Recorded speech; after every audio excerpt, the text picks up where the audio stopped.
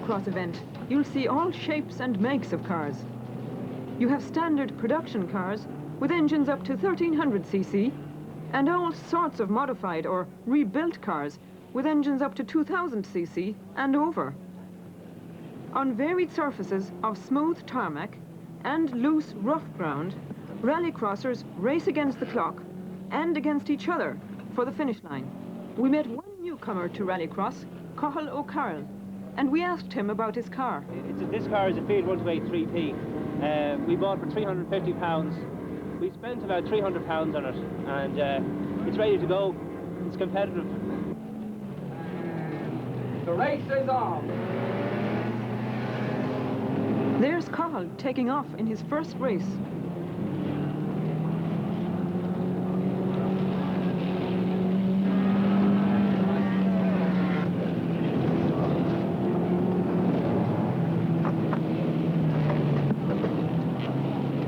Unfortunately for Cathal, beginner's luck was not on his side for the first race, but he did quite well in subsequent races.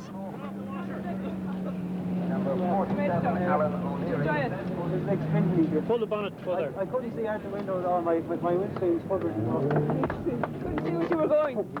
Couldn't see what I was doing at all. Pull the bonnet. Looks a bit smoky around here. What do you reckon's wrong? I think she's overheating again, actually.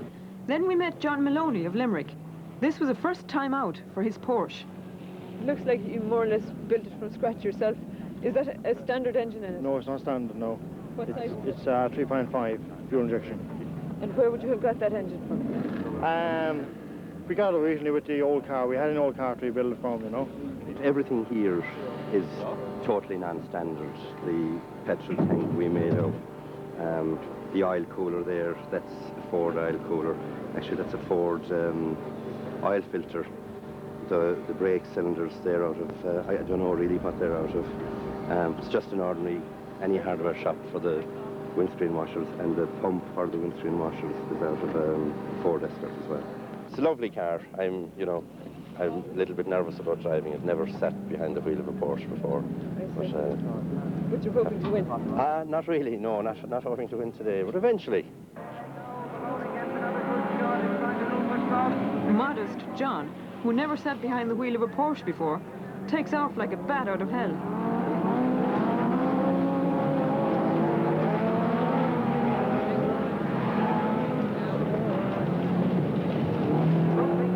Chasing John here is his major rival, Kenny McKinstry of Ballymena, in an Escort 2000. Kenny won the championship last season, so he's the hot favourite here.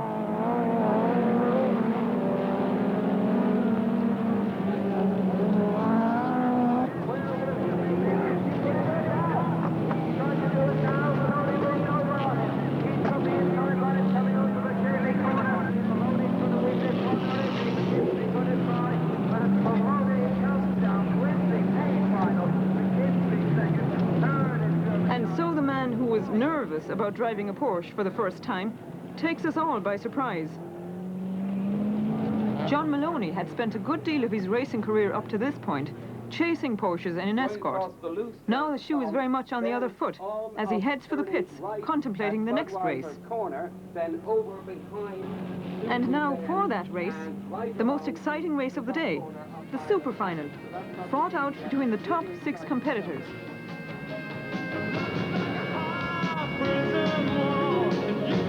John Maloney on the inside, with McKinstry outside him.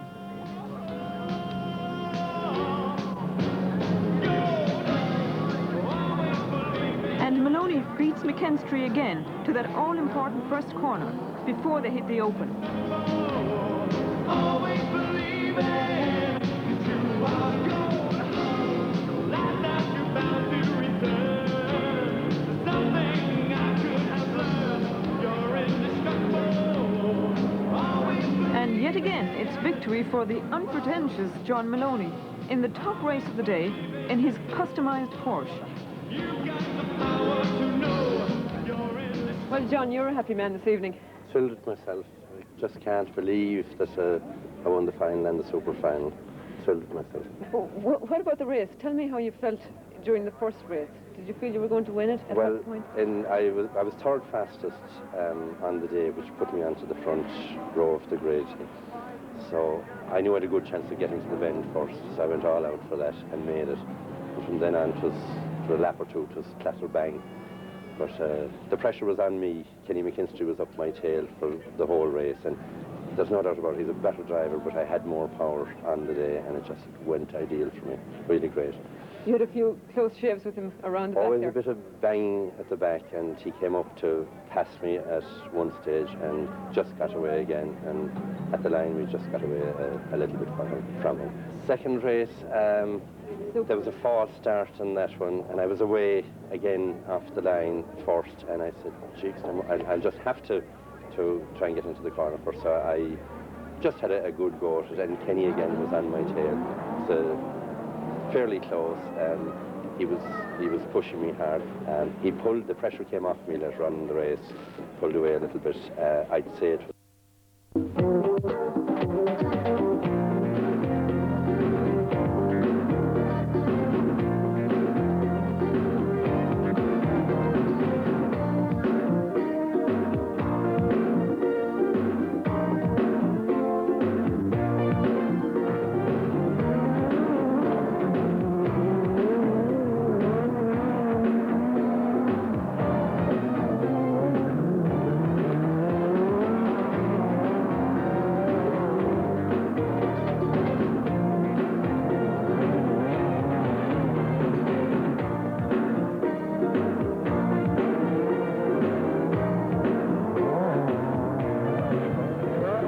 literally up in the air with excitement here at Mondello Park, because this is the big one, the Barham Zetter European Rallycross Championship.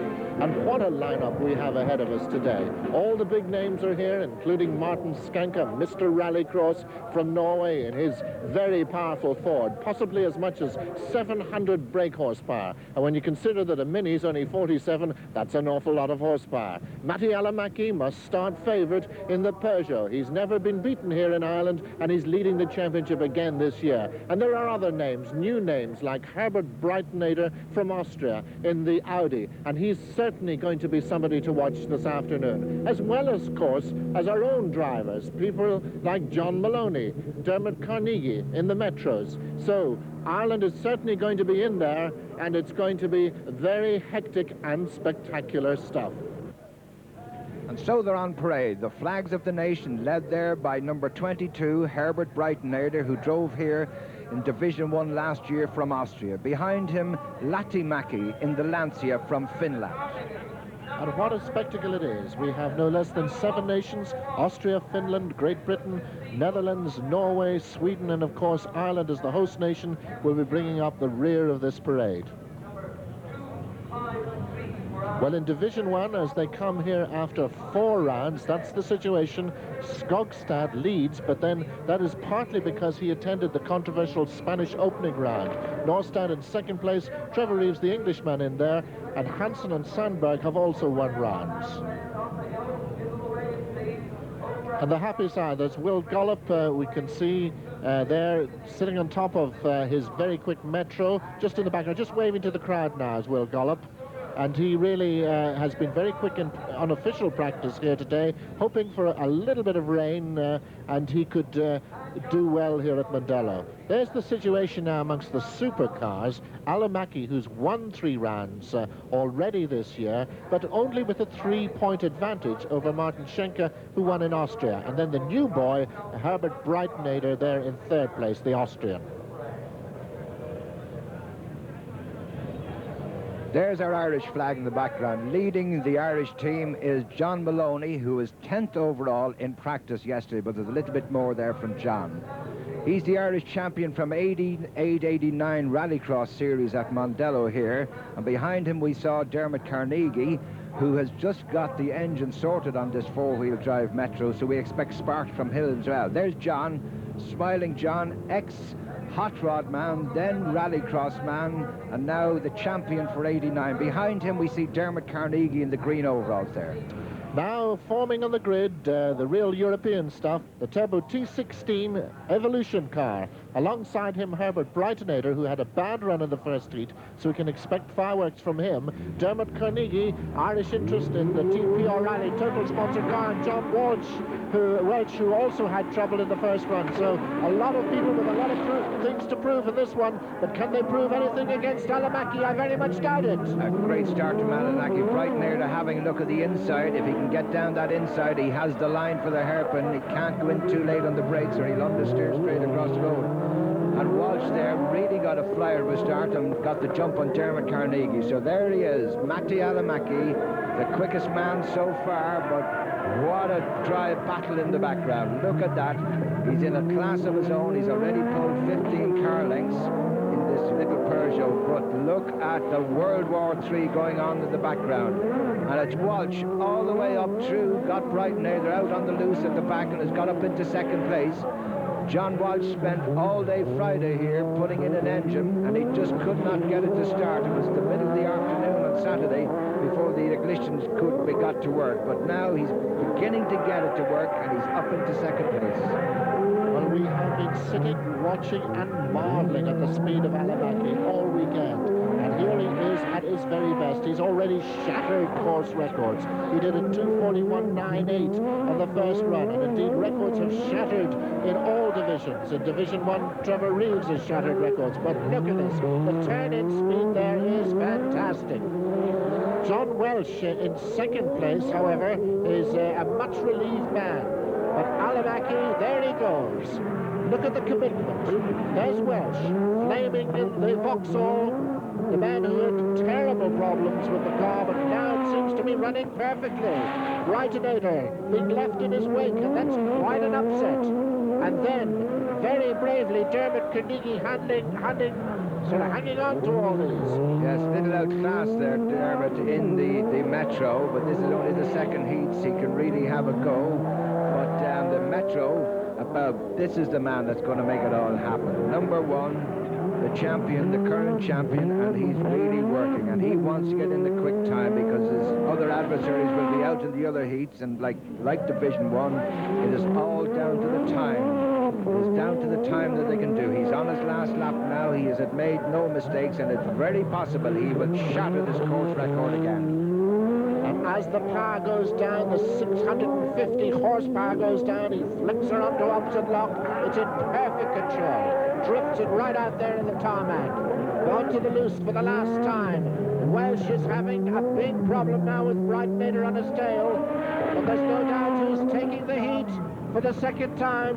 It's Alamaki. Welsh holding on in second place. A much better result for him. Breitenader third and Carnegie fourth. And we have the time 2:41.42. He's carved another 0.42 seconds off the previous course record.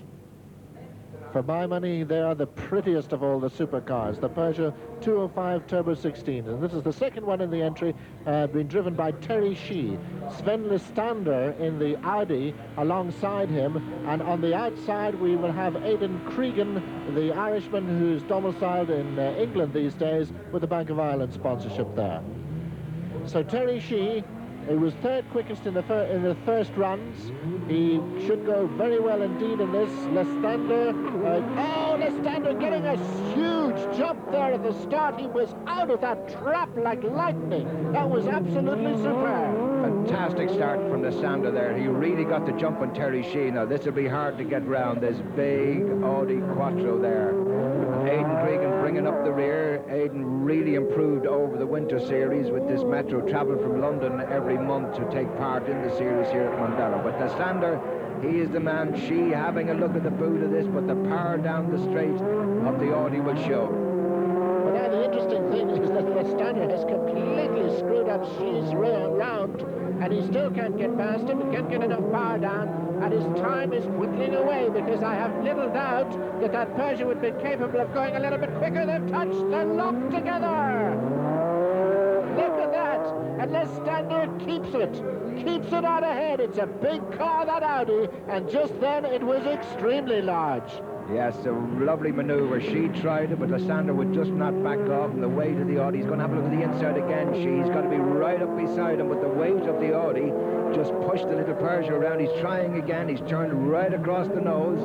She backed off there. He's having a look at the inside again. This is where he tried it before. He's really got down the inside now, swinging around. He's got him on the brakes. Lysander having a look around the back of him, but she, a brilliant manoeuvre there. First time it didn't work, but no mistake the second time, Alan. And absolutely no disrespect meant, but you can see how much they've held each other up, because Aidan Cregan, who just wouldn't have the power or the experience of these two, has been able to hold on to them. Now she goes, but it's too late for the stopwatch.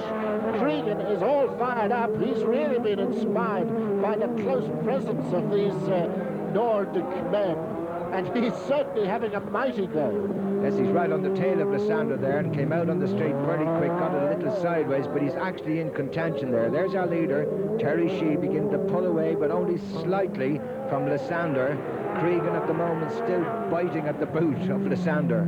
The Audi much more powerful than Cregan's, but Aidan putting up a great show, very quick out onto the straight. Having a look down the straight now, they're starting their last lap. Terry Shee, our leader, second place Lysander, and third place Aidan Cregan for Ireland. And they're just fabulous to watch, these Peugeots, aren't they? There's Cregan. Cregan is really driving the race of his life here, having a look down the inside of the Audi that time, but it's just like a big block of flats ahead of him. Terry Shee now, trying to make up for those two frustrating laps where he stayed behind. And there he goes. Checkered flag for Terry Shee. The standard second, and a tremendous performance by Cregan in third place. Yes, and a great response from the crowd there to Cregan's brilliant drive. So there we are, Heat 3, Run 2, Division 2, the supercars, and this is a really interesting one. Martin Skanke, Mr. Rallycross there in pole position, alongside him in the Peugeot, one of the really quick cars, Terry Shee, and Aidan Cregan in the Metro, and on the outside, Ransonen. I should have been Ransonen, but no sign of him appearing. Now, no doubt about the lead away, and Terry Shee again having this problem. And this is obviously caused by this new starting procedure, possibly, but on both occasions we've seen the Peugeots getting away very slowly indeed. It's a very, very bad start there from Shee, and he's tucked in behind Aidan Cregan. Aidan is driving his heart out now. He's got the Peugeot right on his tail. Superior power of the Peugeot should power his way up the straight. He's got alongside Skanke now. He's only a half a second off the fastest man, Alamaki, and Shee having a look down the inside, but Cregan said, no way, brother, no way, I'm hanging on to this second place. Skanke out there. Ransonen, unfortunately, is still pulling his car together. They may let him out in the further heat, but at the moment it's Mr. Rallycross himself, Martin Skanke, looking for an extra half second to bounce Alamaki off pole position at the moment. And you've got to remember that Skanke's first run didn't count because he got a puncture in that one, so this is very important that he gets a quick time. He's got no opposition whatsoever. He's just purely out there against the clock. And still, Aidan Cregan amazingly holding off Terry Shee in a battle that is tremendous. And we can see from our position that Shee has just slipped into second place. Dive down the inside of the hairpin, but there's the man in the lead. Skanke really going, and Shee is really trying at the moment as well. He's really got it sideways there. Aidan Cregan, who had held second place for the first 3 laps. It's 2 laps to go. Aidan Cregan there, the Irishman living in London, who's visiting us here for the European Rallycross. Terry Shee there, number 5, the Peugeot. Skanke, there's Shee, there's Cregan, still hanging on to the tail of the Peugeot. Very sideways Shee, very spectacular on the loose. And here's Martin Skanke with a clear road ahead of him, no pressure from behind. He has got to put in a quick time. He's got to take a half a second off Alamaki's time of 2:41.42 to put it on pole position. Shee very much wide. He starts his last lap, Martin Skanke. Shee starts his lap. Very sideways. He's really keeping the shoe in there. Heavy on the brakes, a little flick, touches the apex, back on the power, through the chicane, just touches the curb there. not working half as hard in these Division 2 cars because they're four-wheel drive, as we saw in the Division 1. On the loose, she looking for a good time as well. He wants to be on the front row. There's only 2 places on the front row, though, and there's your checker flag for Martin Skanky. We should have the time now. It's at 2:43.49, slower than his first run, almost 2 seconds slower. Well, there are still 7 glorious finals to come, including the Division 3 Super Final containing all Irish drivers. So make sure you join us after the break.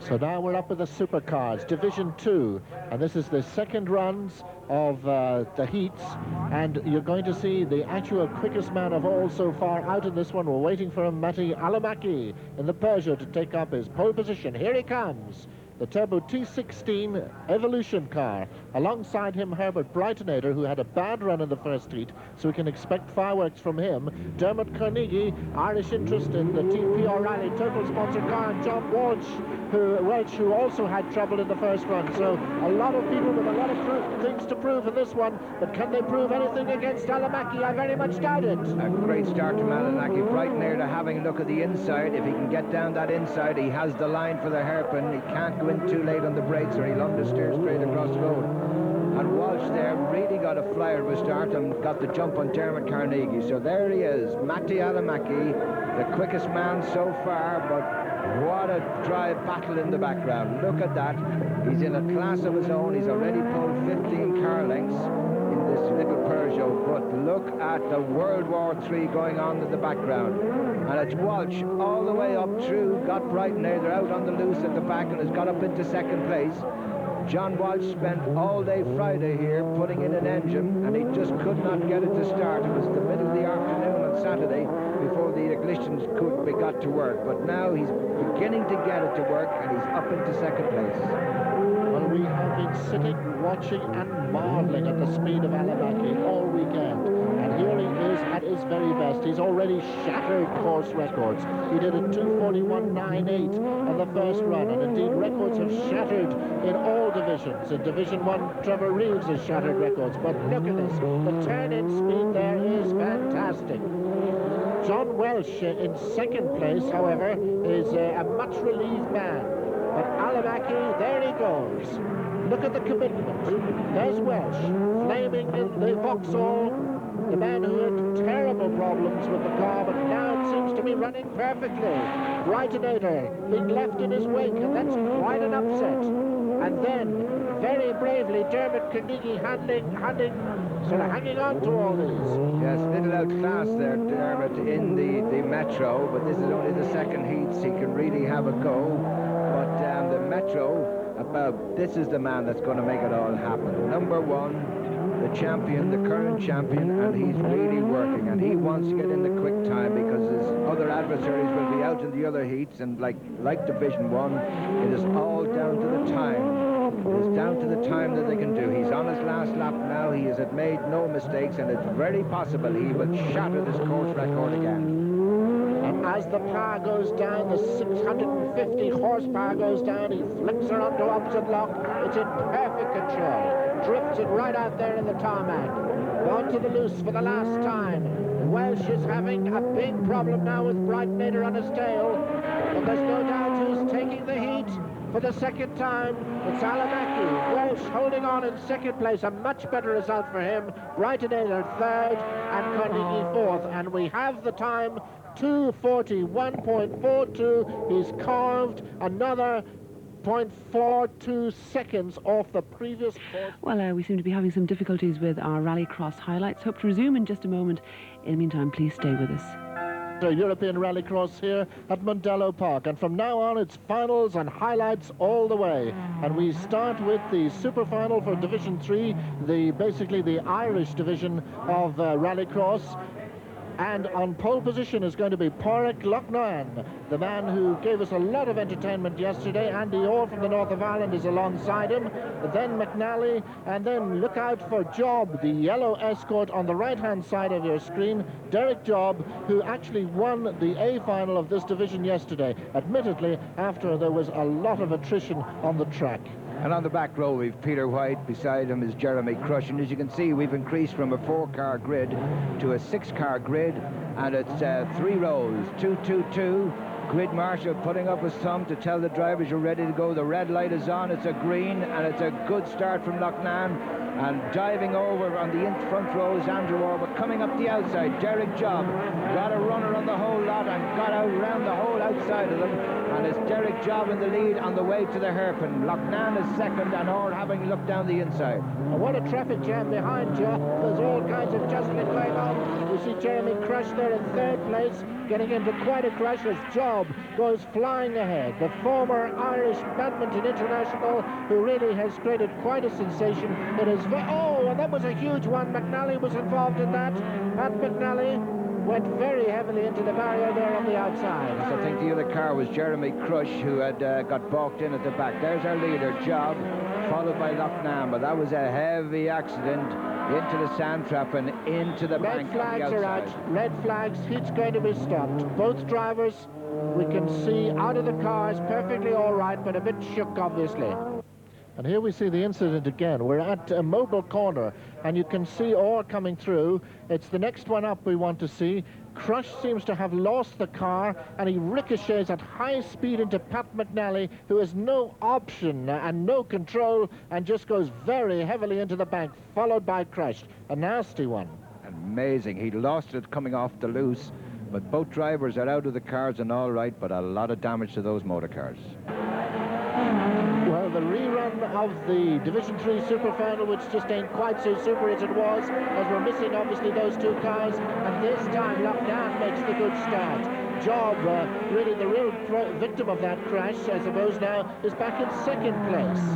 Yes, and this rerun will be a 5-lap race. Job having a look at the inside there, but Loughnane still holds the lead from Derek Job in the orange escort leading there, the yellow and blue one. That's where we had our accident which stopped the race. But these 4 bunched together, Peter White bringing up the rear.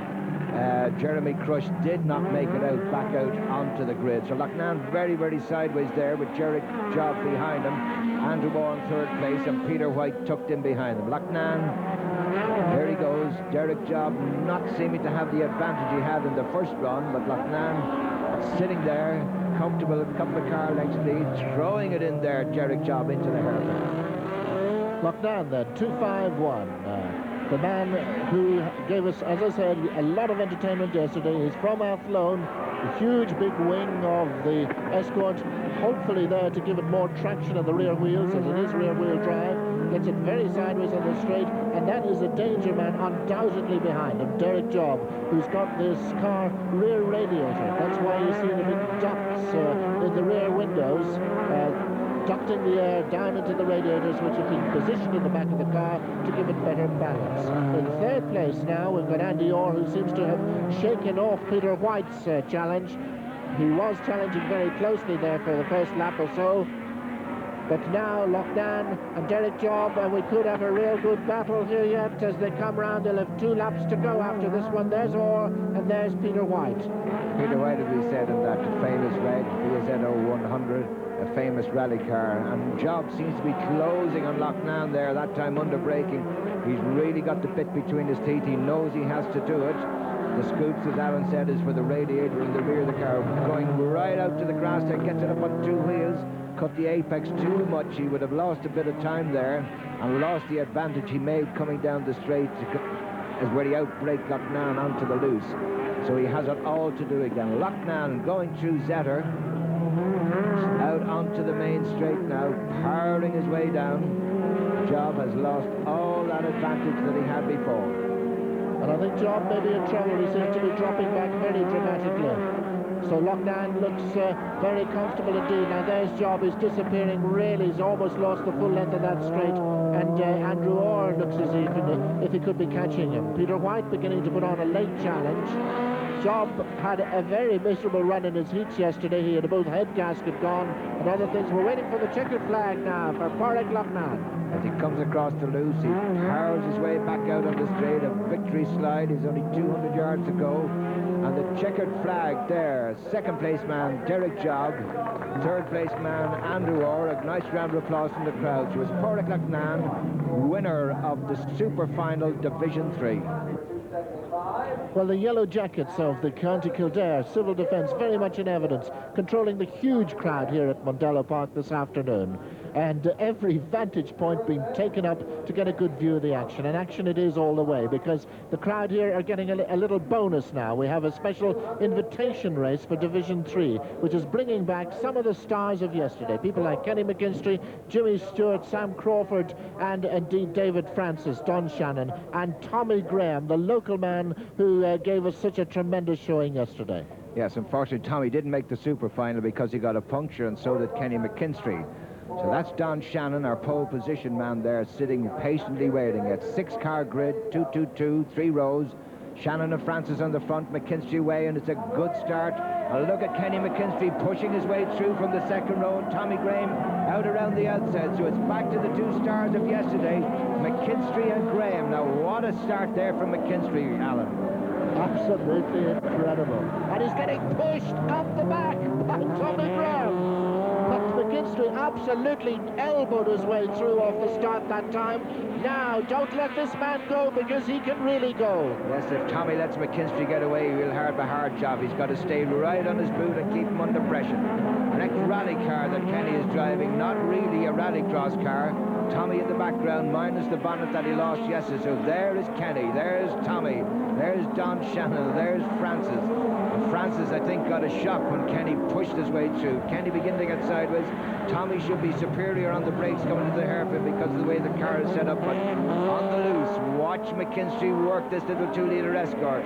Tommy has got to get really close there. McKinstry on the very limit. As Tommy comes up the hill. Yesterday, Kenny changed the back wheels to a lower profile tyre, which gave him much better traction off the grid, and Tommy getting it a little wide there and losing out a bit to Kenny. Don Shannon third, Sam Crawford fourth. And again, McKinstry cocks out the tail. The crowd absolutely loving it in the grandstand. Don Shannon still third, but the third 2 pulling away. And if anything now, Tommy Graham in with a bigger chance than he has been throughout this heat. Throughout the special invitation. Tommy Graham loses out on that bit, though. If anything, his car should be a little bit lighter, certainly without the bonnet.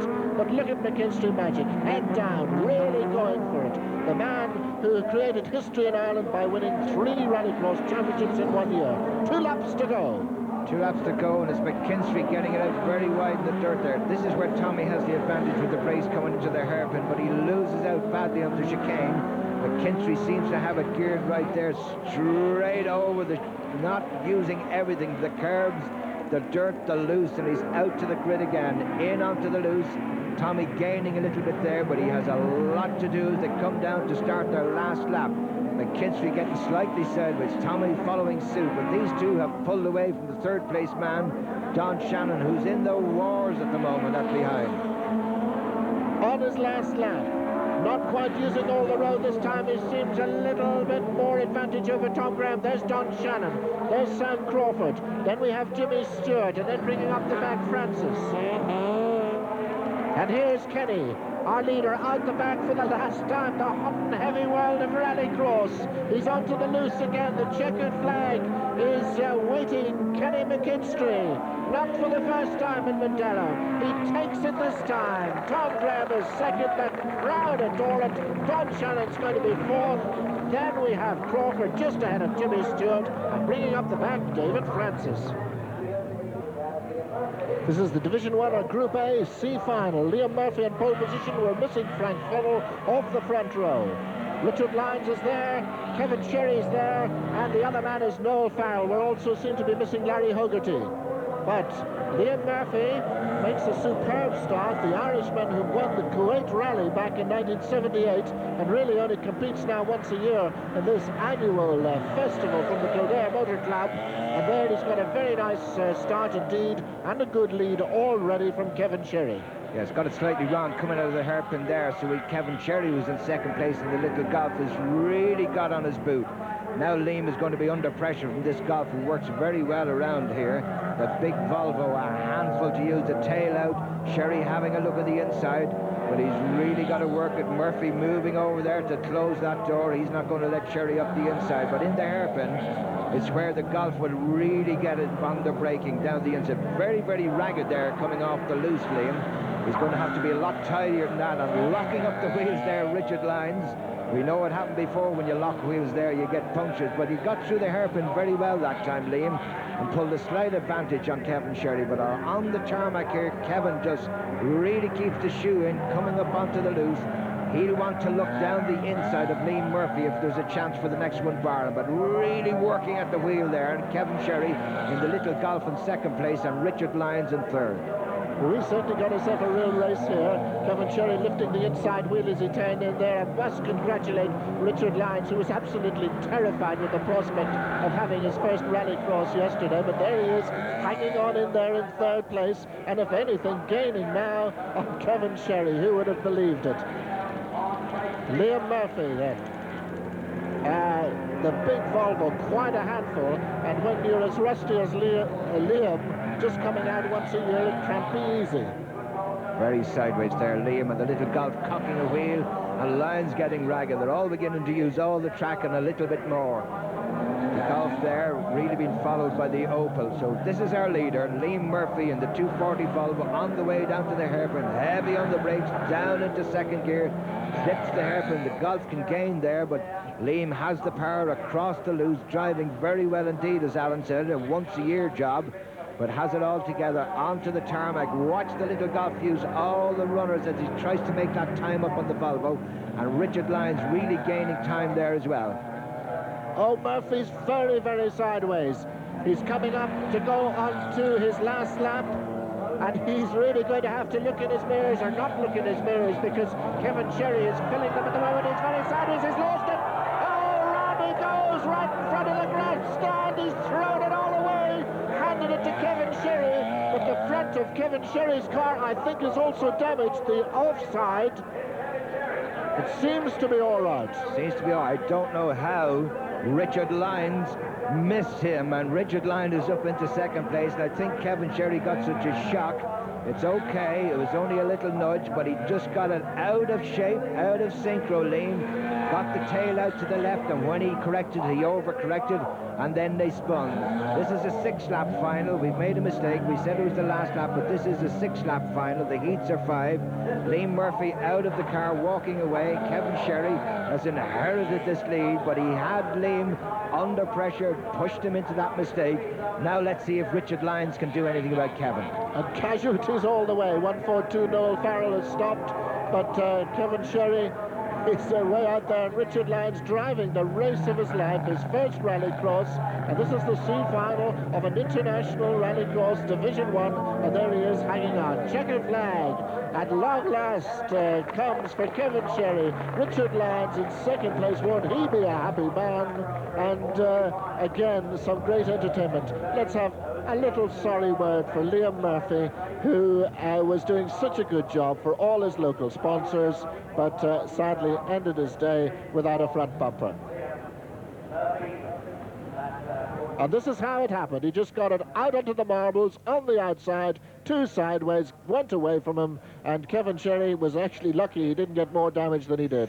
A large one there, but watch Richard Lyons come through as Liam begins to spin again. Opposite lock there, Richard Lyons, but he just misses the back of the car by inches, actually just caught the back bumper. Division 2, C final, the first of the finals for the supercars, and on pole position, Limerick man John Maloney in the 6R4 Metro. Beside him, Wicklund in the Ford RS200. Cregan on the second row with Ratton in a 222 grid again, and then John Smith, and then Biggerstaff. So there's 3 Irish men in here to hold the flag for Ireland. And it didn't know the Bickerstaff coming out now, coming out a little bit late onto the grid there.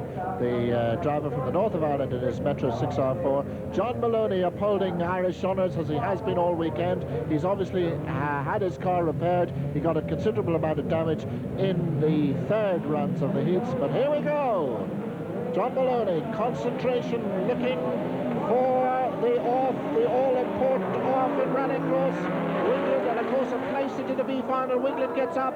Pekka Rantanen gets up. They're fighting for survival to get into the B final. Maloney's third.